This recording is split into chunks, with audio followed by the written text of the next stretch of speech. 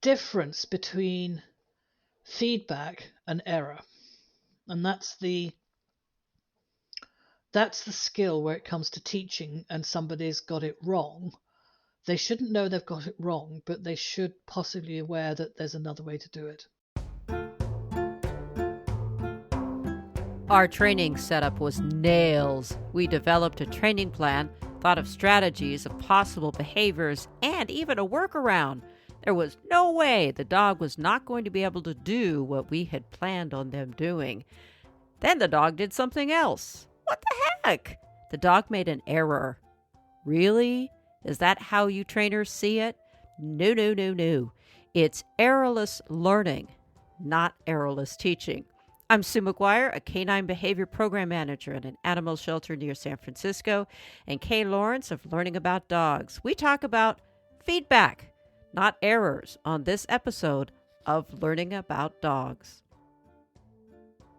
Years ago, when I first started in this industry, the onus of errors or mistakes was always on the dog. The dog made a mistake, et cetera, et cetera, et cetera. And then there's this concept that started bubbling up to the top called errorless learning. And I felt, and many of us felt, that that's not possible. There's always trial and error or mistakes when learning. But I think I had the emphasis on the wrong party. So I'm fascinated by this concept that there truly can be errorless learning, but there often is not errorless teaching. Well, it's the arrogance that the person, the human, is the superior, and the dog must have it wrong because we're still carrying forward this. They're a lower form of life, so they can't have emotions, and so on and so forth because they're stupid. Intelligence comes in many different forms. Even if we talk about people tend to be measured on the merit of what they've achieved academically, but academic learning is about memory more than anything else. Now, if you're not particularly good at memorizing and sitting exams, therefore you can't be as good as them.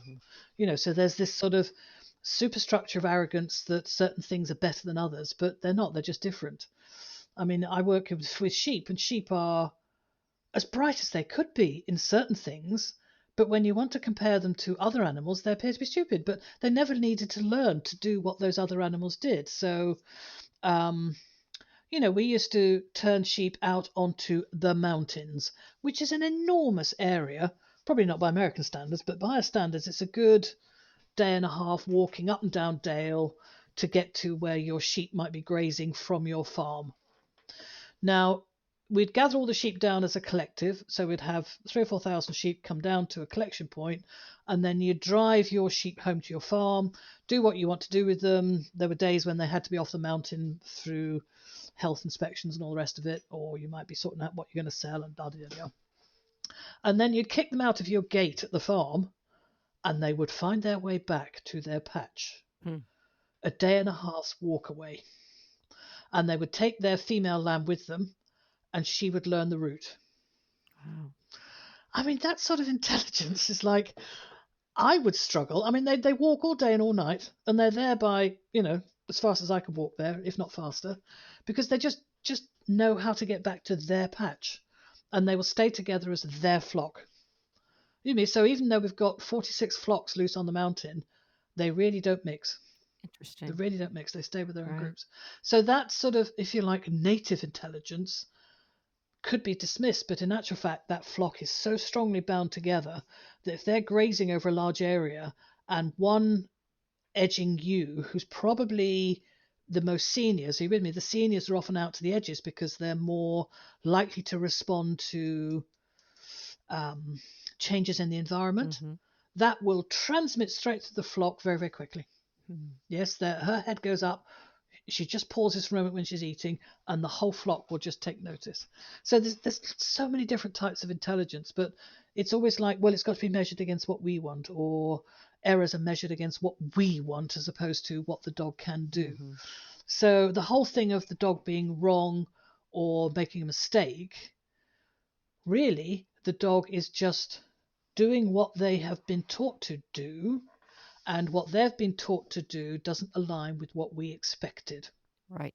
Therefore, it must be a Right. mistake. No, no. It's the result of what that trainer or teacher has let that learner learn. Intentionally or not. Simple. Well, yeah. Yeah. If you ask the dog to, or you taught the dog to do a behavior a certain way, and it does it a different way, then you didn't teach the dog to do it what you thought you did. Right. Yeah. If you thought the dog, I mean, the classic one, he knows sit. Well, he can't. That statement is so full of arrogance. Well, he knows sit. I mean, how many times have you heard Uh-huh. that? Nobody teaches a dog to sit. They know the mechanism of putting their butt on the floor. Probably before they actually can walk, they can sit. So baby puppies sit up before they actually stand up. Front end comes up first. So knowing sit means the dogs can do these movements. Just because we put a word on it doesn't mean they know it. And does it mean having sat, or does it mean the action of sitting?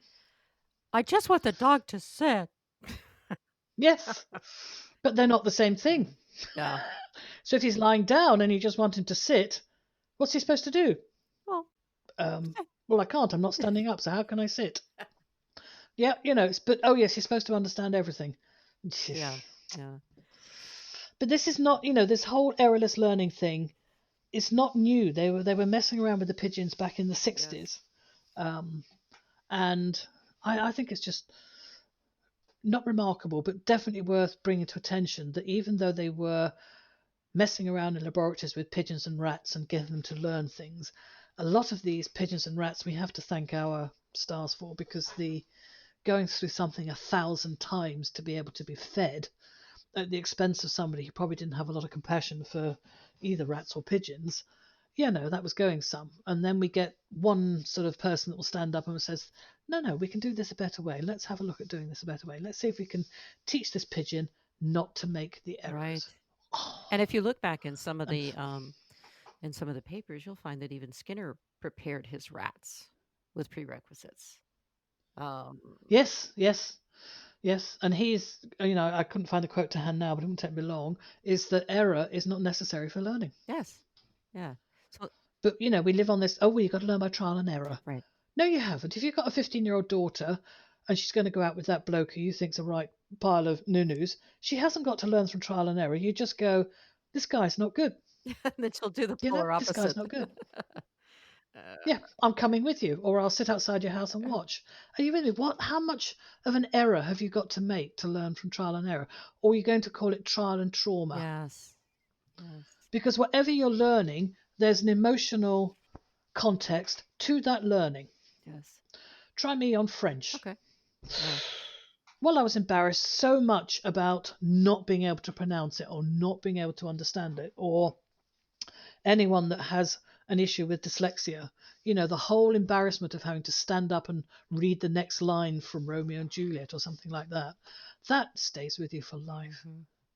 And, it's been screened in people's handwritings that you can see there's certain letters they may have struggled to write when they learnt to write at 4 or 5, and they will still stutter on it as they're writing in their 60s and 70s. Yeah. Sometimes it pains me when I have people who say, "Oh, I don't have a math brain," or "I don't have a this brain," and I thought that means you didn't have good instruction in that. Yeah, what happened? What What went happened? wrong? Well, I can tell you with That multiplication you tables. can so dislike a topic. Yeah. Yeah, yeah. Oh, I remember going to a new school and I wrote could of Uh-huh. instead of could Have have. And I remember the day, I remember the classroom, and I remember the teacher. because she embarrassed you.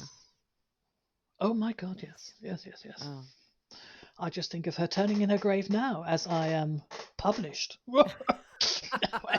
Woulda, coulda, But I coulda. didn't make the mistake again, but I didn't need to learn it at that price. Oh, I know. And I did not need to learn it at and that so when I price. think about the emotions that we felt as children, even as adults, when we make an error, and Yeah, somebody is obviously pointing out the error, then I transfer that to our dogs. Yeah, I it just pains me when I see the dogs knowing they did something wrong, but not having a clue. Technically knowing they did something wrong, but yeah, not yeah, really. yeah. Um, pit of your stomach It feeling. does. It does. Uh-oh. So how do Yeah, we get yeah. out of this? But I think there's a difference between feedback and error. Yes. And that's the skill where it comes to teaching and somebody's got it wrong. They shouldn't know they've got it wrong, but they should possibly be aware that there's another way to do it. Mm-hmm.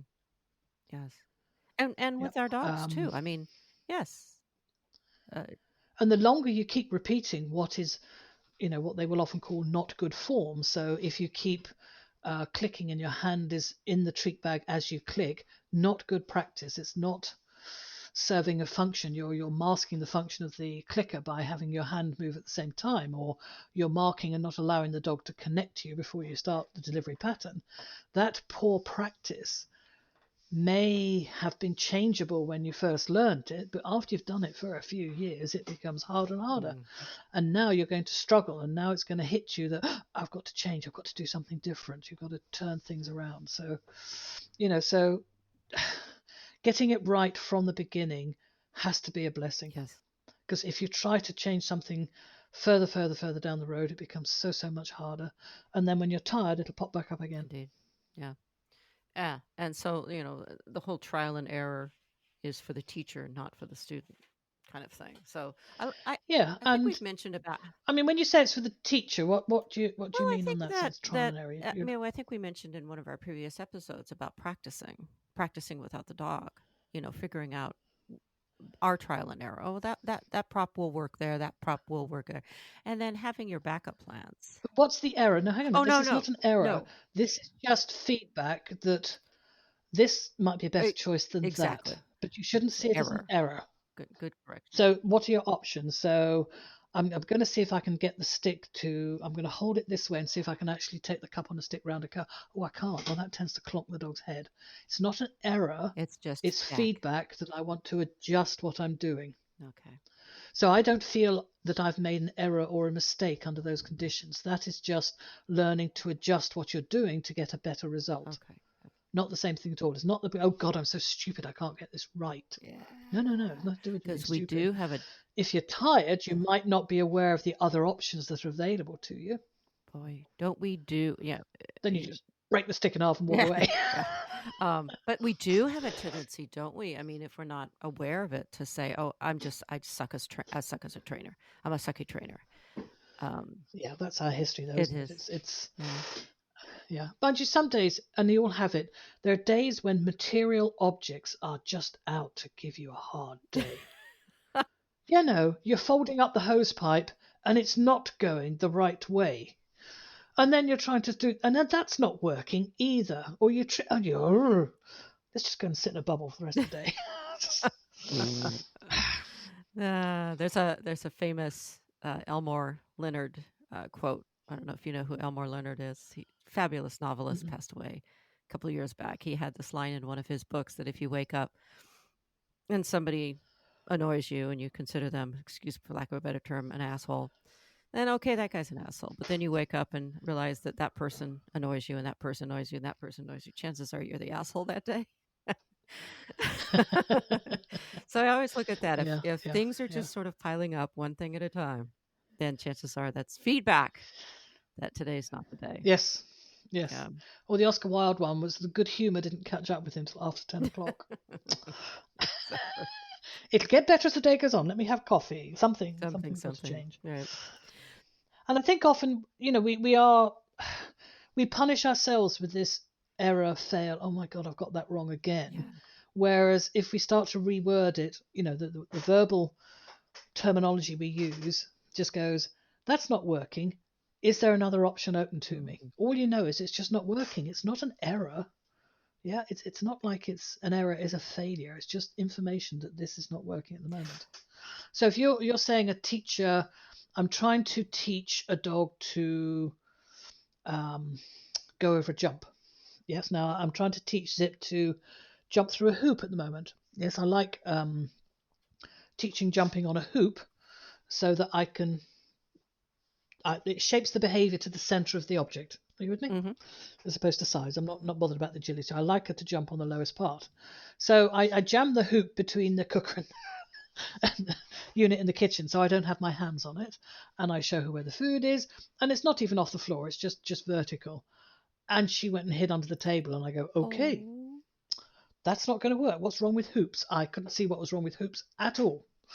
So something in her history, she said, no, no, no, not jumping through anything. Thank you very much. Okay, that's fine. So I thought, put it away for a few days. It's not an error. She didn't make a mistake, but I had to think what my options were. So if we like, I would try to teach a dog to do something the way it's probably worked before, because then I don't have to do more work. I know how this is like to progress. So that's the easiest option for me. And all I got the information was that's not the easiest option for her. Okay. Okay. So we do tend to favor the least form of resistance for ourselves. So do we want to go away and learn a new way of doing things? Because that's hard work. That'll take energy. That'll take time, investment of practice. Or do we want the dog to fit in with what's easiest with us? Mm-hmm. So I'm not going to call this handling error. I'm going to call this how to understand the feedback that you're getting. And An opportunity to learn a different way. mm-hmm. And people get stuck. I had somebody in class just yesterday say, "I lack imagination," and I went, "Oh, Wow. yeah." And I thought that's an interesting thing to say. So can you just kind of give me a prompt about another way to do it? And I thought, that's interesting. And I think that that's sometimes what's happening because we do lack that support. We have not learned enough about what to do with the feedback we are seeing or even understand the feedback we're seeing. But that again is part of our learning processes. So if I know people call them mind trees or decision Oh, mind trees and map things kind like of this, things? where you Yeah. Oh, um, no, you learn to go. It's like a critical thinking skill. So you learn to have a look at a pattern of questions, and okay, so I've just sent a piece of paper to the printer. Nothing's happened. Question one. printer on. Well, what would you think question one Printer's is? on. Is the Right. printer on? Okay, two. Question two. Is the computer Yes, I there? can see a Yes. light on the Okay. printer. Oh, yeah. Okay. Yeah. Okay, so question two, is the computer connected to the Right. printer? Whichever Whichever. way, wireless or Bluetooth or whatever. Nowadays, I still stick to wires. Cool.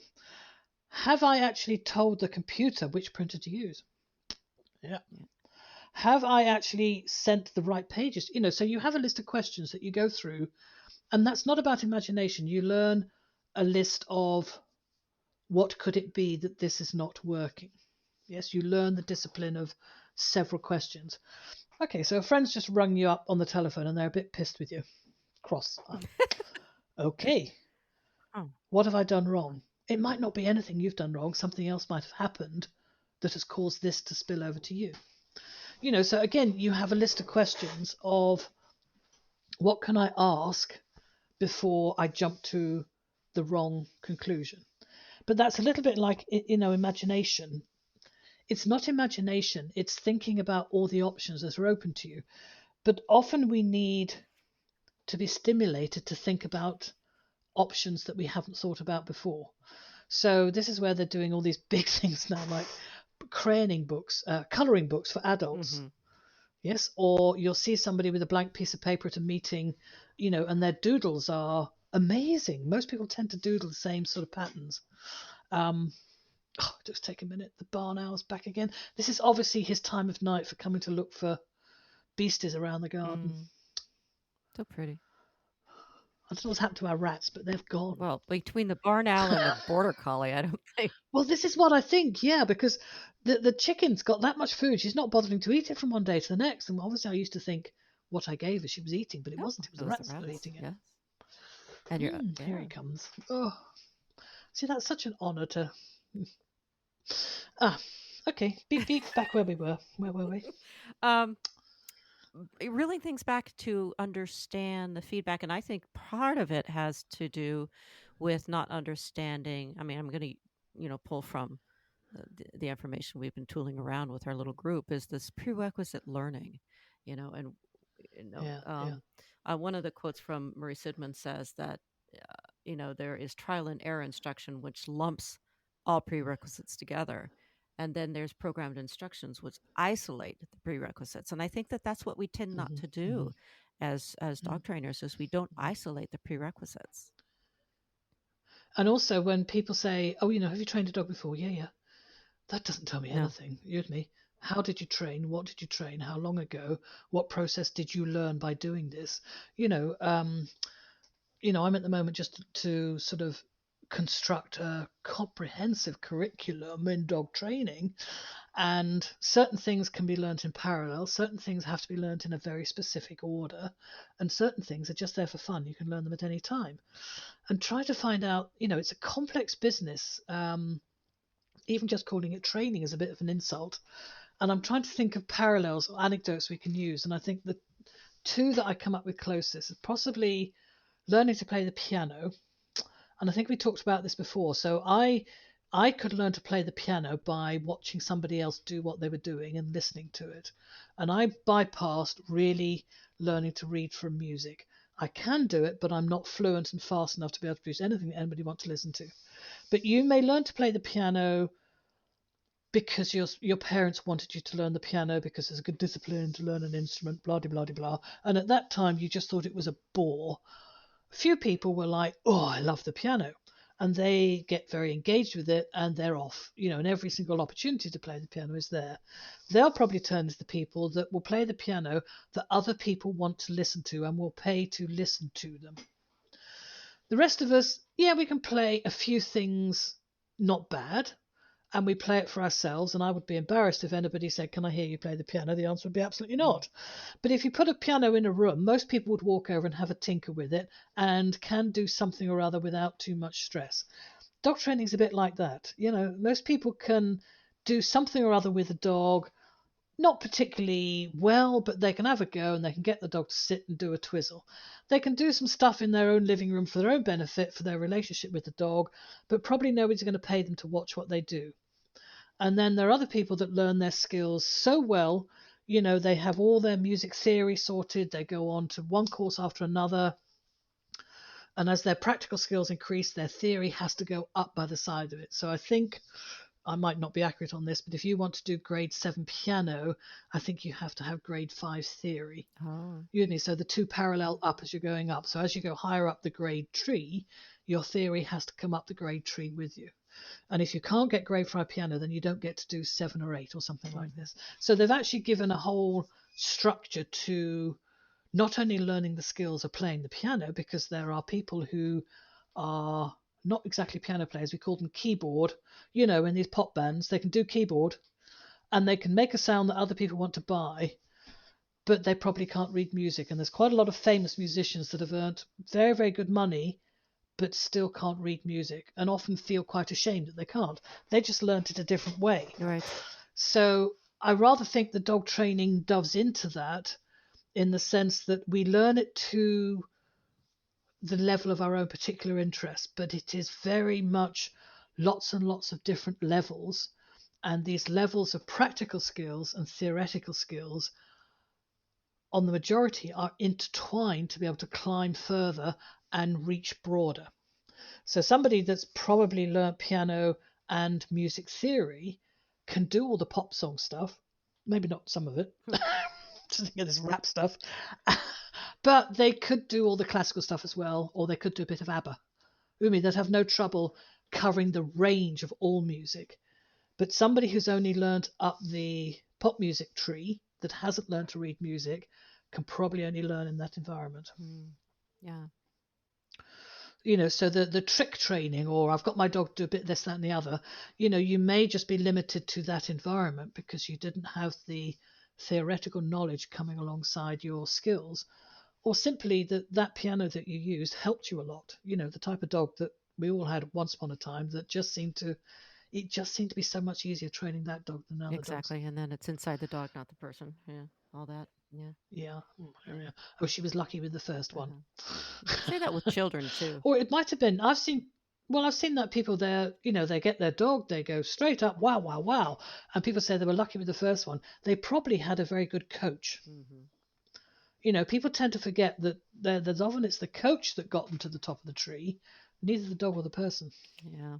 And that burning interest to start with. But you know, people that are in dog sports, I know people in dog sports, their understanding of the theory of learning doesn't It exist. does not. But it doesn't stop them being very good at that particular sport, at that particular field. But they've learnt it through what I call native intelligence as opposed to a structured curriculum. Yeah. One of the jokes, of course, So this it's is not a joke. It's truth and fact, or else it wouldn't be. I mean, agility competitors are often very terrible trainers or teachers because they can't. Yeah. okay. Yeah, yeah. Well, same as musicians. There's a lot, there's a lot of musicians I wouldn't want to learn off. Yeah. Yeah, you haven't got that right. Try again. Okay, what have I got wrong? Well, I don't know. Just make it Yeah. better.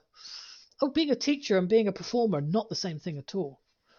I mean, I would like to. You need almost like if you have someone who's a top performer, you need someone who's like an interim who can ask them. So when you do this, how do you get that to sound quite like that? Oh well, I just sort of and yeah, oh Yeah. right. And then they turn around and show people how to do it. You with me? There's people that can see what's happening, but people often can't explain what they're doing. And I've been to weekend seminars where somebody's shown us some fantastic demonstrations, but when you ask them how's that working, oh I don't know, just go with it. Okay. Why does that dog do it that way and that dog do it that way? I don't know. They're just those sort of dogs. Okay, that's no help at all. No, and that's where So we need you to know, bring this industry, this line of what we need to bring that elevation of the theory in. I mean, well, I don't know. No, I think because I'm having to struggle with this courses. So if I put out 150 courses, do they go at levels or do they go in fields avenues that you're following? mhm, So if you just want to go out and do a bit of training with your own dog, that doesn't make you any. So if I want to play a piano in my own house, I may play it as well as somebody who would go on a stage to do it, but I might not want to do that. You know, the standard I teach at is personal to me, and the standard of what I learn is personal to me. There's other people that are doing that purely to be able to go out on the stage in front of other people. So it's about your long-term goal, not about whether you're a professional or not.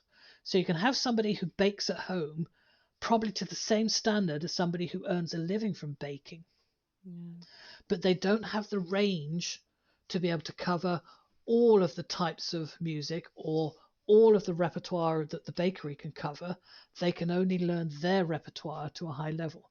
And I think the field should still stay that wide open. So if somebody wants to have a passion for agility or obedience, yeah, you go into that and you do that, but know that your field, your expertise is limited to this field. It doesn't make you a trainer of something else just because you can excel in one field. okay, The same as somebody who can write rap music probably couldn't get a handle on Handel. you know, neither Handel could get a handle on rap music either. So it's we can't lock people in and say you must learn music theory. I would blanch at going back to get it. okay, Music theory or other people are going, yeah, but no, this is just for me in my own house. I'm quite content with what I'm learning. And I don't mind learning of other people where I copy what they do to be able to play another piece of music.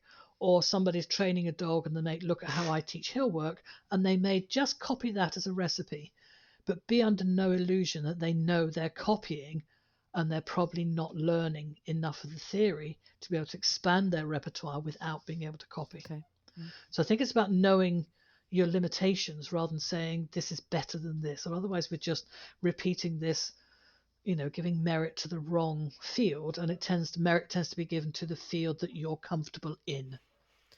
That's fair. That's fair. Yeah. Getting a bit excited about that, but yeah, I can understand. I adore learning about learning theory, music theory. Nah, I can get by without Yeah. it. Yeah. With me, but there again, I'm not going to stand on a platform and play the piano. But am I going to stand on a platform and talk about learning processes? Mm, Absolutely. yeah. So I do need to have the background and the width and the depth of the subject knowledge to be able to stand there and say, share this with other people.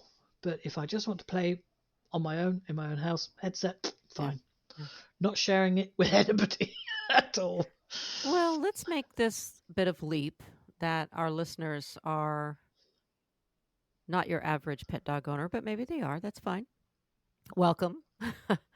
uh, helping our fellow professionals uh, with filling in the gaps of understanding where So just a moment. oh, that's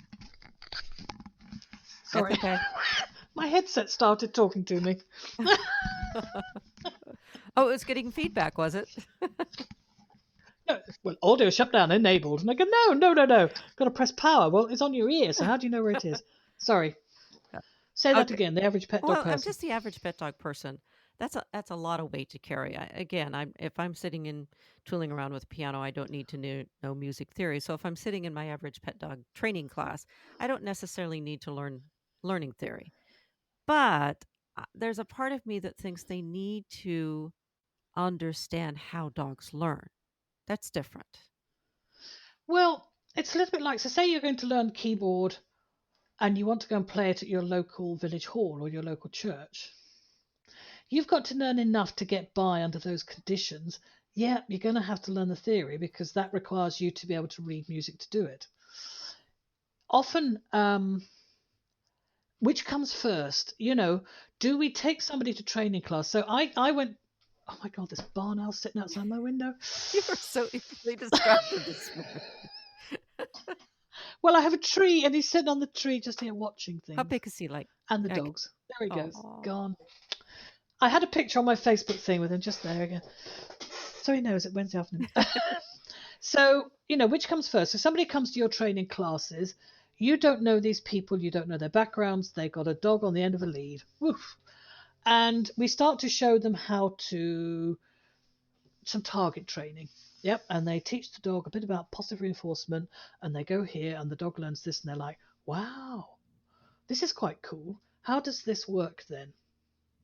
That's when you start to fill in the theory. So if I was on the keyboard, now do you learn I musical did. instruments at all? My father was a musician. Okay. Yep. Whoops. Yep. Okay. So would all our musicians know whether something sounds out of Oh yeah. key or Oh not? yes. Exactly. So, we're pretending that they don't know anything. Yes, they do, but and do they understand that these things happen in one key and you can transpose it to another key? Oh, that's so cool. How does that work? What are keys? Gotcha. And at that point you start to let them explore a little bit into music theory. So the gateway's open because of what you can do with this musical instrument. You can make a noise like this. That's quite good. Did you enjoy that? I did, but how does this work if I want to make it a bit lower? Or you want to go and sing in a choir, but that's a bit high for me. How do I do that where it goes down to the next one, but I'm doing the same melody? Okay, I get that. That's neat. So somebody's come to your class, they've learnt, you've explained them, if you click, you put your hand in your pocket and you get treated, and if you do this, you get this. And I go, that's quite cool. So if I want the dog to go to bed when they hear the front doorbell, could I use this for that? That's a good idea. So now they're starting to want to understand a bit more of the underpinning knowledge, the theory. We take them down that journey. Okay. Somebody else is going to be sitting there. I don't want to understand the theory. Just tell me what I have to do. Yes. Yeah. Yeah, okay. Yeah. But understand that if you're just being told what to do, that's going to put a ceiling on what you're likely to learn. And I always worry. Not the other way. Yeah, I just worry that they're going to Well, do their the dog. people are going to learn what they want I to know. learn, and it becomes the teacher's job to inspire them to want to learn a bit more. So we had an issue the other in class where I realized that most of my people have been training me for a couple of years weren't very good at cutting their own dog's toenails. So we started introducing grooming night. Oh, good. So everybody bring your brushes and combs down next week. We're going to grooming night. Oh, I know how to groom my dog. And then I watch them and I go, okay, who showed you how to groom a dog? Well, I've just always done it that way. Yeah, no. No. Okay, so we need to now understand that this particular dog has two coats, top coat and undercoat, and you don't do that to that one and you don't do that to that one. And coat changes through the season. and coat has a different texture depending on where it's growing out the dog. I didn't know that. And these are people that have been around dogs for a very, very long time. I'm not just 2 years training with me, a long time of dog ownership, but didn't know that. So, at what point do we seek further knowledge? At what point do we inspire them to want to learn more? And again, that becomes the teacher that stimulates people into wanting to learn more. Without making them feel foolish for not knowing. Yes, yes, yeah, yeah, yeah. That's right. I mean, this poor dog, no wonder he didn't like being groomed. Wow. And the guy who was grooming him didn't have a lot of hair himself. And I said, so how does that feel? And I said, well, try this. Try that on your arm. Oh, okay. Now try this on your arm, this different brush. Oh, right. And you see this little dog was like, their relationship changed straight away. So instead Aw, of grooming being that's this constant battle and him having to send the dog away to be groomed, he started to do it himself. And he so much enjoyed the process once he knew how to make it comfortable for the dog. so. Yeah. It was just one of these horrendous pieces of equipment you see at a pet shop that should have never been on this dog. Oh, oh, yeah. So, same things. The whole cooperative husbandry, that might be the doodah we call it, but in other words, can you again give your dog a pleasant experience with grooming? And should you enjoy that experience as much as the dog? Absolutely. But is that taught in training class? Is that part of training? No. Yes, it should be. And I actually Same as you should. tried to offer Sorry. a series of cooperative grooming classes, and not a single person showed up because I don't think they knew what it was. And then I went, oh, Exactly. okay, now I had to do Yeah, my yeah. homework and explain what I was. Yes. For a lot of people, when they first go to puppy class, that is what I call that first step into the dog world of professionals in the dog world. So if you go back, and I remember probably the early 80s, now we all have these, you call them X pens, puppy pens, these individual mesh panels that you can put together in any format you want, puppy pens. The original ones were incinerator bins. Oh, Yep, so you'd buy a pack of 4 and you'd have clips on each corner and you could use it as a compost bin or an incinerator bin. You get the oh idea? goodness. Just a mesh Yeah, yeah. frame. Wow, that'd be cool. Early 80s. Where'd you buy them? Garden Centre. Garden Centre then started to go, we're selling a lot of these. They went to the manufacturers of these compost bins, who then became one of our biggest manufacturers of collapsible crates in this country. So back in the early 80s, you needed to be in the know, dog professionals going to the big dog shows to see this equipment for sale. Stuff that's now for sale to the general public wasn't available 20 years ago. So, like, I can open up crates in cars, tailgate interiors, where you open up the back of the car, but there's another fence inside it, so you can leave the car open without the dogs jumping out. All of this stuff used to be exclusive to the dog professionals. Grooming equipment, what was available in pet shops is disgraceful. Absolutely disgraceful to think that, no hairdresser would buy something from your local drugstore to be a professional hairdresser. They buy professional equipment and know how to use it. But I wouldn't go to my hairdresser and say, could you just spend 10 minutes showing me how to dry my own hair? Yeah. You watch them do it, but you never stand behind and really look at techniques. They don't, but yes, we should. So there's this whole sort of gap between that first contact point where people are coming in and we're talking about as trainers, first contact. Yeah, no, you don't need those treats. No, not those treats. No. Not that lead. Not that collar. Yeah. This is what you want. This is better for you. This sort of bedding. Well, how would they know this is not right? Because they're sold this by, very, very competent marketing. So that doorway in, this is how you pick a puppy up. Yes, because I've picked up lots and lots of puppies over years, and I've bred puppies, and I know baby puppies, and yes, they will suck on your finger if you put it at the right spot. Yes, you can get them to sleep if you hold your hand at the right spot. And all those things that are, you go for a 10-week course on living with dogs, not a 5-week puppy course on training a puppy. It should be comprehensive on how to live with a dog. Life skills. Life skills of people who lives with dogs, not the other way around, which we're teaching dogs life skills. No.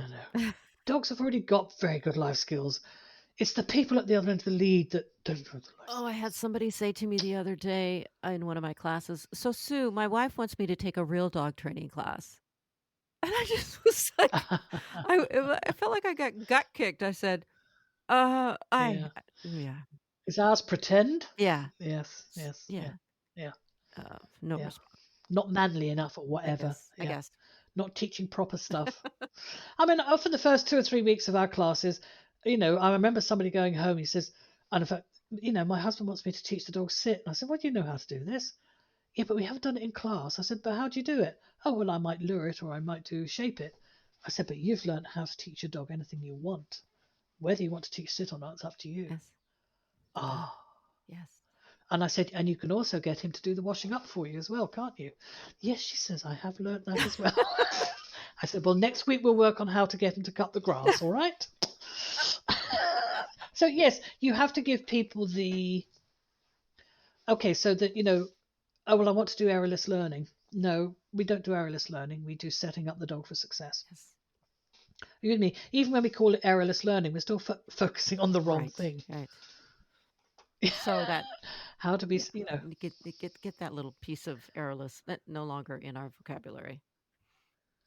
Yes, yes.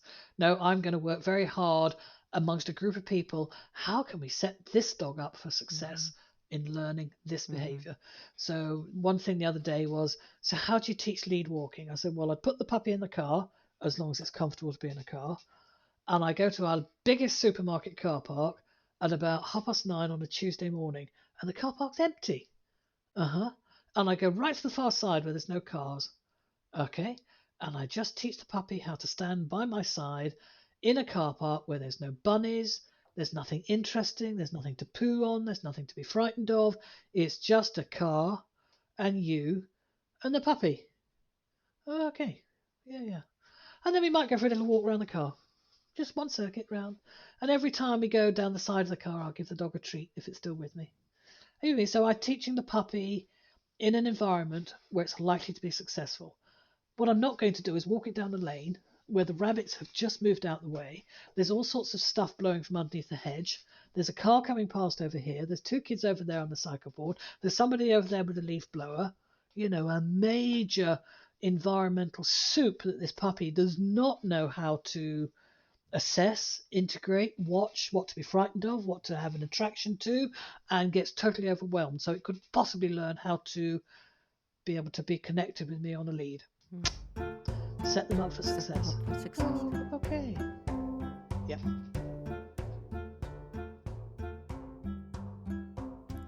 Errors.